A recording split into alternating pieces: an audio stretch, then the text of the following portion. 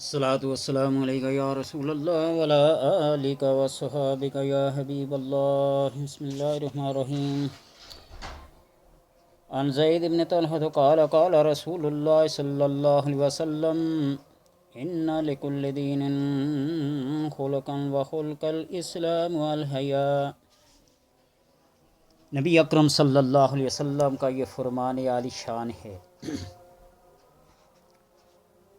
کہ شرم و حیا ایک اہم فطری اور بنیادی وصف ہے جس کو انسان کی سیرت سازی میں بہت زیادہ دخل ہے. یہی وہ وصف اور خلق ہے جو آدمی کو بہت سے برے کاموں اور بری باتوں سے روکتا ہے اور فحاشات اور منکرات سے اس کو بچاتا ہے، اچھے اور شریفانہ کاموں کے لیے آمادہ کرتا ہے.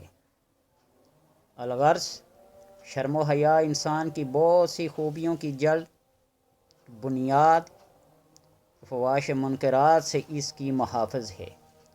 اسی لیے رسول اللہ صلی اللہ علیہ وسلم نے اپنی تعلیم و تربیت میں اس پر بہت زیادہ زور دیا ہے. فرمایا انا لکل دین خلقا وخلق الاسلام الحیا. رسول اللہ صلی اللہ علیہ وسلم فرمایا کہ ہر دین کا کوئی امتیازی وصف ہوتا ہے اور دین اسلام کا امتیازی وصف حیا ہے.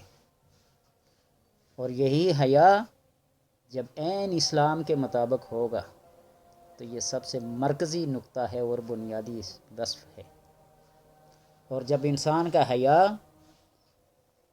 فوت ہو جائے، اس کا ساتھ چھوڑ دے، روگردانی کر لے، تو اس کے بارے میں فرمایا اذا فات الحیا ففعل ما شئت.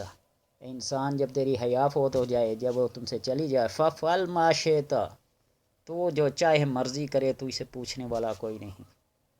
اس لیے کہ ہر دین اور شریعت میں انسانی اخلاق کے کسی خاص پہلو پر نسبتاً بہت زیادہ زور دیا جاتا ہے اور انسانی زندگی میں اسی کو نمایاں اور غالب کرنے کی کوشش کی جاتی ہے.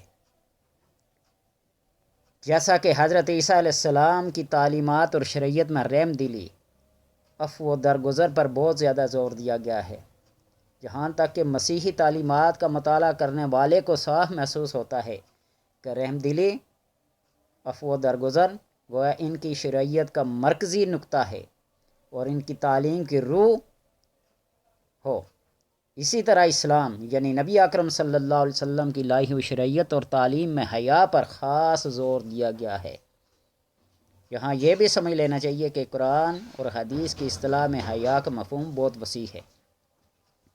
ہمارے عرف اور محاورہ میں تو حیا کا تقاضا اتنا ہی سمجھا جاتا ہے کہ آدمی خواہشات سے بچے، بری باتوں سے بچے، یعنی شرمناک باتیں اور شرمناک کام کرنے سے پرہیز کرے. لیکن قرآن و حدیث کے استعمالات پر غور کرنے سے معلوم ہوتا ہے کہ حیا طبیعت انسانی کی اس کیفیت کا نام ہے کہ ہر نامناسب بات اور ناپسندیدہ کام سے اس کو انقباض اور اس کے ارتکاب سے اذیت ہو. پھر قرآن و حدیث سے یہ معلوم ہوتا ہے کہ حیا کا تعلق صرف اپنے انباء و جن سے ہی نہیں بلکہ حیا کا سب سے زیادہ مستحق وہ خالق اور مالک ہے جس نے بندے کو وجود بخشا اور جس کی پروردگاری سے وہ ہر آن حصہ پا رہا ہے اور جس کی نگاہ سے اس کا کوئی عمل اور کوئی حال چھپا نہیں ہے. اس کو یوں بھی سمجھا جا سکتا ہے کہ شرم و حیا کرنے والے انسانوں کو سب سے زیادہ شرم و حیا اپنے ماں باپ اور اپنے بڑوں اور محسنوں کی ہوتی ہے. اور ظاہر ہے کہ اللہ تعالیٰ سب بڑوں سے بڑا اور سب محسنوں کا محسن ہے، لہذا بندے کو سب سے زیادہ شرم و حیا اسی کی ہونی چاہیے.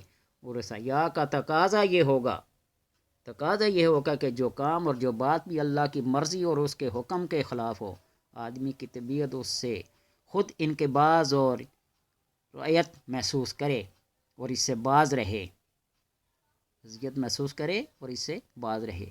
اور جب بندہ کا یہ حال ہو جائے تو اس کی زندگی جیسی پاک اور اس کی سیرت جیسی پسندیدہ اور اللہ کی مرضی کے مطابق ہوگی ظاہر ہے۔